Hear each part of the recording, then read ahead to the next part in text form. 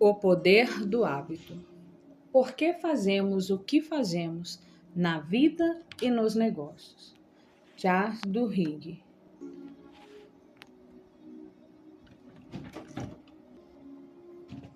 Prólogo. A cura do hábito. Ela era participante de estudo favorita dos cientistas.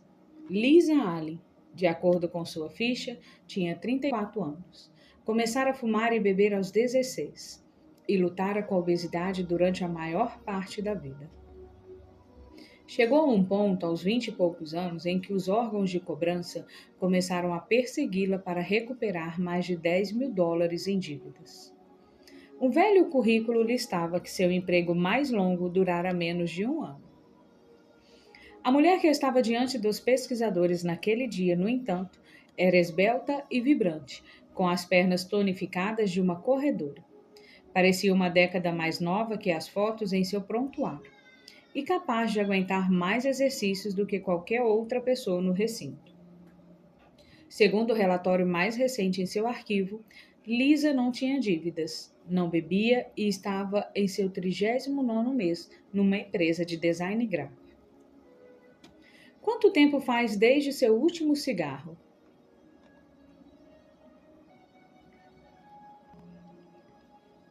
Um dos médicos perguntou, dando início à lista de perguntas que Lisa respondia toda vez que vinha a esse laboratório, perto de Bethesda, em Maryland. Quase 4 anos, disse ela. E perdi 27 quilos e corri uma maratona desde então. Ela também começara um mestrado e comprara uma casa. Tinha sido um período cheio de acontecimentos. O grupo de cientistas na sala incluía neurologistas, psicólogos, geneticista e um sociólogo. Durante os últimos 3 anos, com verbas dos Institutos Nacionais de Saúde, eles vinham investigando Lisa e mais de 20 outros indivíduos que haviam deixado de ser fumantes, comedores compulsivos, bêbados problemáticos, viciados em compras e possuidores de outros hábitos destrutivos. Todos os participantes tinham uma coisa em comum. Haviam reconstruído suas vidas em períodos relativamente curtos. Os pesquisadores queriam entender como. Por isso, mediram os sinais vitais de cada um, instalaram câmeras de vídeo dentro de suas casas para observar suas rotinas, sequenciaram trechos de seu DNAs e com tecnologias que lhes permitam espiar dentro da cabeça das pessoas em tempo real, observaram o sangue e os impulsos elétricos fluírem através de seus cérebros enquanto eram expostos a tentações como fumaça de cigarro e refeições fartas. O objetivo dos pesquisadores era descobrir como os hábitos funcionam no nível neurológico, o que era necessário para fazê-los mudar. Sei que você já contou essa história umas 10 vezes, disse o médico para Lisa, mas alguns dos meus colegas só a ouviram em segunda mão. Você se importaria em descrever de novo como parou de fumar? Claro, disse Lisa. Começou no Cairo. As férias tinham sido uma decisão tanto impulsiva, ela explicou. Alguns meses antes, meu marido chegara do trabalho e anunciara que ia deixá-la porque estava apaixonada por outra mulher.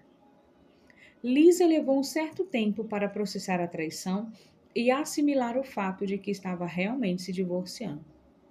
Houve um período de luto, depois um período em que ela o espionava obsessivamente, seguia sua nova namorada pela cidade, ligava para ela depois da meia-noite e batia o telefone. Depois houve a noite em que a Lisa apareceu na casa da namorada, bêbada, esmurrando a porta dela e gritando que ia queimar o prédio inteiro. Não foi uma época muito boa para mim, disse Lisa. Eu sempre quisera ver as pirâmides e ainda não tinha estourado o limite dos meus cartões de crédito. Então, em sua primeira manhã no Cairo, Lisa acordou com o raiar do dia ao som de um chamado para a oração de uma mesquita ali perto. Estava escuro como o breu dentro de seu quarto de hotel.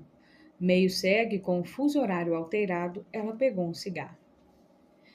Estava tão desorientada que não percebeu, até sentir o cheiro de plástico queimando, que estava tentando acender uma caneta, não um Marlboro. Lisa passara os últimos 4 meses chorando, comendo compulsivamente, sem conseguir dormir e sentindo-se envergonhada, desamparada, deprimida e furiosa, tudo ao mesmo tempo.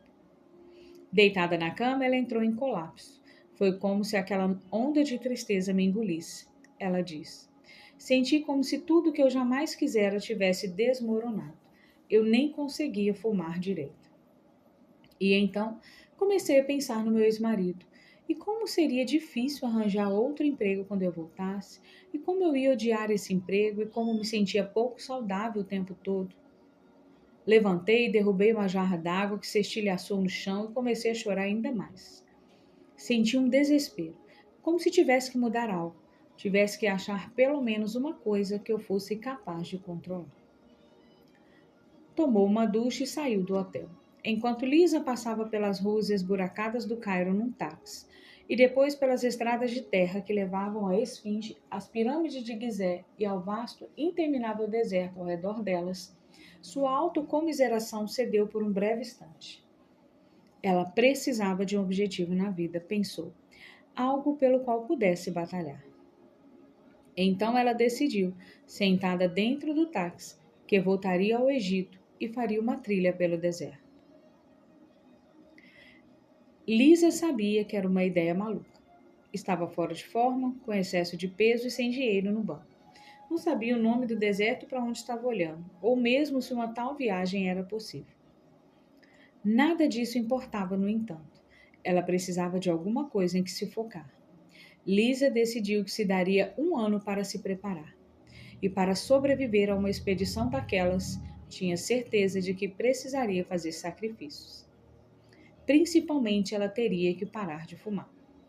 Quando Lisa finalmente cruzou o deserto, 11 meses depois, só que numa excursão motorizada com ar-condicionado, junto com meia dúzia de outras pessoas, a caravana levava tanta água, comida, barracas, mapas, aparelhos de GPS, rádios bidirecionais, que acrescentar um pacote de cigarros não teria feito muita diferença. Mas no táxi, Lisa não sabia disso. E para os cientistas nos laboratórios, detalhes da sua viagem não eram relevantes, pois por motivos que eles só estavam começando a entender, aquela pequena mudança na percepção de Lisa naquele dia no Cairo, a convicção de que precisava parar de fumar para realizar seu objetivo, desencadearam uma série de transformações que acabariam refletindo em todas as partes de sua vida. Ao longo dos 6 meses seguintes, ela substituíra o cigarro pela corrida, e isso, por sua vez, mudou o jeito como ela comia, trabalhava, dormia, guardava dinheiro, organizava seus dias de trabalho, fazia planos para o futuro e assim por diante. Ela começaria a correr meias maratonas, depois uma maratona, voltaria a estudar, compraria uma casa e ficaria noiva. Por fim, ela foi recrutada para o estudo dos cientistas. E quando os pesquisadores começaram a examinar imagens do cérebro de Lisa, viram algo notável. Um conjunto de padrões neurológicos, seus antigos hábitos, tinha sido suplantado por padrões novos. Eles ainda podiam ver a atividade neural de seus antigos comportamentos. Porém, esses impulsos estavam superados por uma série de novos desejos, conforme os hábitos de Lisa mudaram, seu cérebro mudara também. Os cientistas acreditavam que não tinha sido a viagem ao Cairo que provocara a mudança, nem o divórcio ou a travessia do deserto, mas o fato de que primeiro Lisa se concentrara primeiramente em mudar um único hábito, o fumo. Todos os participantes do estudo haviam passado por um processo semelhante, focando-se num único padrão, o que é conhecido como hábito angular. Lisa também ensinara a si mesma a reprogramar as outras rotinas automáticas de sua vida. Não só os indivíduos são capazes de mudanças como essa.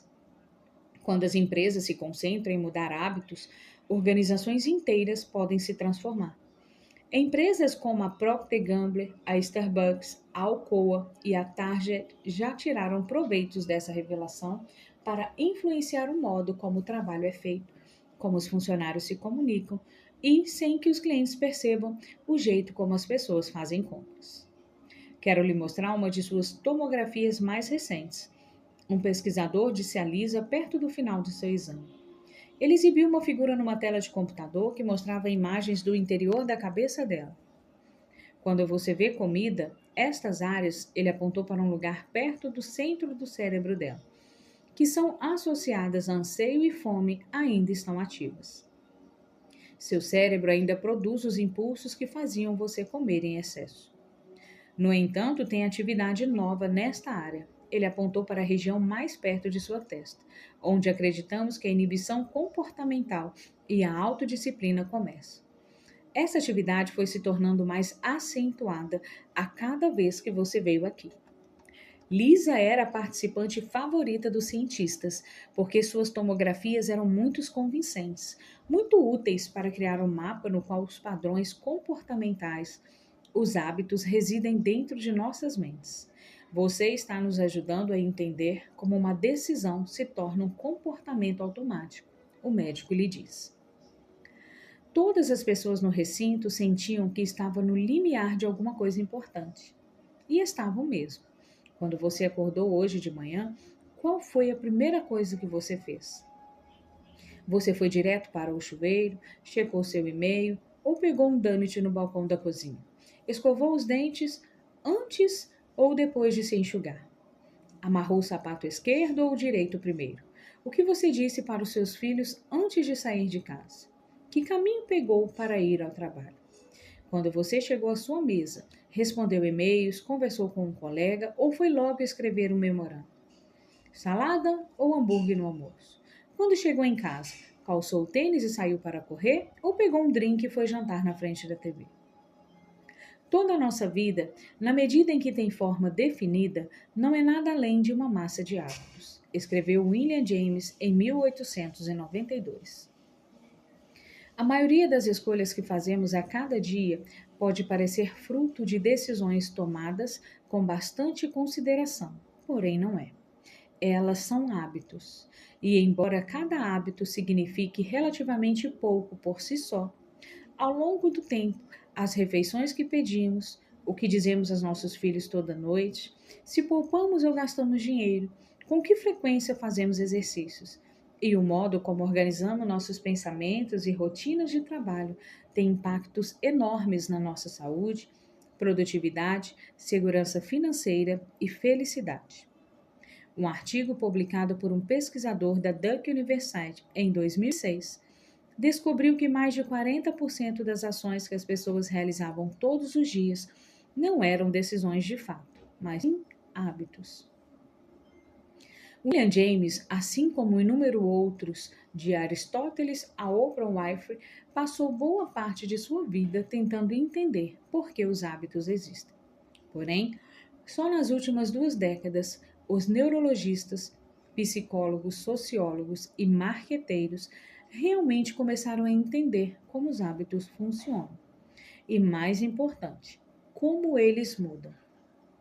Este livro é dividido em 3 partes. A primeira parte é focada em como os hábitos surgem dentro de vidas individuais.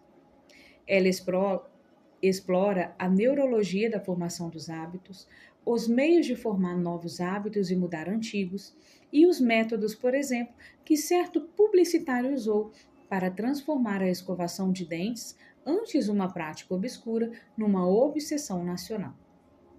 Ela mostra como a Procter Gamble transformou um spray chamado Febreze no negócio de $1 bilhão, tirando proveito de impulsos habituais dos consumidores, como os alcoólicos anônimos reformam vidas atacando hábitos que estão no cerne do vício. E como o técnico Danny Doug reverteu a sorte do pior time da National Football League, Liga Nacional de Futebol Americano, fazendo com que as reações automáticas de seus jogadores focassem deixas sutis em campo. A segunda parte examina os hábitos de empresas e organizações bem-sucedidas. Ela mostra em detalhes como o executivo chamado Paul O'Neill, antes de se tornar secretário da Fazenda, converteu uma produtora de alumínio em dificuldades na empresa de mais alto desempenho do índice Dow Jones. Enfocado um hábito angular e como a Starbucks transformou um menino que largara o ensino médio num alto gerente incutindo hábitos projetados para tonificar sua força de vontade. Ela descreve porque os mesmos cirurgiões mais talentosos podem cometer erros catastróficos quando os hábitos organizacionais de um hospital deteriorizam-se. A terceira parte examina os hábitos de sociedades. Reconta como Martin Luther King Jr. e o movimento pelos direitos civis tiveram êxito, em parte, por mudarem os hábitos sociais arraigados dos moradores de Montgomery, em Alabama, e porque um foco semelhante ajudou um jovem pastor chamado Rick Warren a construir a maior igreja do país em Sunday Black, na Valley, Califórnia. Ela explora questões éticas delicadas, tais como se um assassino na Grã-Bretanha deve ser libertado caso possa argumentar de forma convincente que seus hábitos o levaram a matar. Todos os capítulos giram em torno de um argumento central. Hábitos podem ser mudados se entendermos como eles funcionam. Este livro é baseado em cenas de estudos acadêmicos, entrevistas com mais de 300 cientistas e executivos e pesquisas realizadas em dezenas de empresas. Para o índice de fonte, veja as notas do livro e o site thepowerhabit.com. Ele aponta os hábitos em sua definição técnica.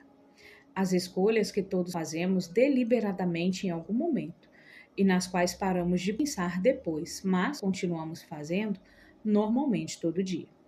Em certo momento, todos nós decidimos conscientemente o quanto iríamos comer e quando sairíamos para correr. Depois, paramos de fazer escolhas e o comportamento tornou-se automático. É uma consequência natural da nossa neurologia. E entendo como acontece. Você pode reconstruir esses padrões do jeito que quiser. Comecei a me interessar pela ciência dos hábitos 8 anos atrás, quando estava trabalhando como repórter de jornal em Bagdá. As Forças Armadas dos Estados Unidos, como me ocorreu enquanto eu as observava em ação, são um dos maiores experimentos de formação de hábitos da história. O treinamento básico ensina aos soldados uma série de hábitos cuidadosamente projetados, como atirar, pensar e se comunicar sob fogo. No campo de batalha, cada comando emitido se baseia em comportamentos praticados a ponto de virarem automáticos. A organização inteira depende de rotinas ensaiadas inúmeras vezes para controlar bases, definir prioridades estratégicas e decidir como reagir a ataques. Naqueles primeiros dias da guerra, quando a insurreição se alastrava e o número de mortos crescia, os comandantes estavam buscando hábitos que pudessem incutir entre soldados e iraquianos, para assim criar uma paz duradoura. Fazia cerca de 2 meses que eu estava no Iraque, quando ouvi falar de um oficial que realizava um programa improvisado de modificação de hábitos em Kufa, uma pequena cidade a 150 quilômetros da capital. Ele era o major do exército que analisara fitas de vídeo de tumultos recentes e identificara um padrão. A violência era precedida por uma multidão de iraquianos que se reunia numa praça ou outro espaço aberto, e ao longo de várias horas aumentava. Os vendedores ambulantes de comida apareciam assim como os espectadores. Então alguém jogava uma pedra, uma garrafa e o caos corria solto.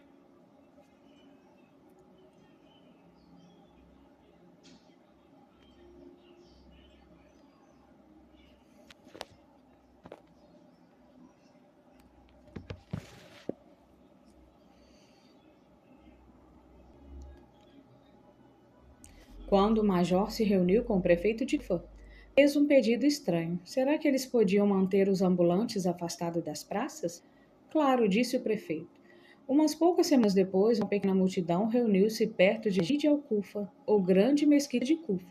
Ao longo da tarde, ela foi as pessoas começaram a entoar frases de protesto. A polícia iraquiana, sentindo problemas, falou com a base por rádio e pediu que as tropas americanas ficassem de sobreaviso. Quando escureceu, a multidão começou a ficar inquieta e faminta. As pessoas procuraram os vendedores de kebab, que geralmente enchiam a praça, mas não encontraram nenhum. Os espectadores se foram, os protestantes ficaram desanimados. Às 8 da noite, todo mundo tinha ido embora. Quando visitei a base perto e conversei com o John. As pessoas não pensam necessariamente na dinâmica de uma multidão em termos de hábitos, ele disse, mas passaram toda a sua carreira sendo treinado na psicologia da formação de hábitos. No acampamento militar, ele assimilara hábitos para carregar sua arma, adormecer numa zona de guerra, manter o foco em meio ao caos da batalha e tomar decisões enquanto estava exausto e sobrecarregado. Frequentara aulas que lhe ensinaram hábitos para economizar dinheiro, se exercitar todo dia e se comunicar com os colegas de dormitório. Conforme foi avançando de posto, ele aprendeu a importância dos hábitos organizacionais para garantir que os subordinados pudessem tomar decisões sem pedir permissão o tempo todo. E como as rotinas certas tornavam mais fácil trabalhar ao lado de pessoas que ele normalmente não suportava. E agora, na tarefa improvisada de construir uma nação, ele estava vendo como multidões e culturas seguiam muitas das mesmas regras. No certo sentido, ele disse, uma comunidade era um aglomerado gigante de hábitos que ocorriam entre milhares de pessoas e que, dependendo da forma como estas são influenciadas, podiam resultar em violência ou em paz. Além de retirar os vendedores ambulantes, promovera dezenas de experimentos em culpa para influenciar os hábitos dos moradores. Não houvera um único tumulto desde que chegaram. Entender os hábitos foi a coisa mais importante que aprendi no exército, o major me disse. Isso mudou tudo no modo como vejo o mundo. Você quer adormecer rápido e acordar se sentindo bem? Preste atenção aos seus padrões noturnos e ao que faz automaticamente quando acorda. Fazer com que correr seja fácil? Crie estímulos para transformar isso numa rotina.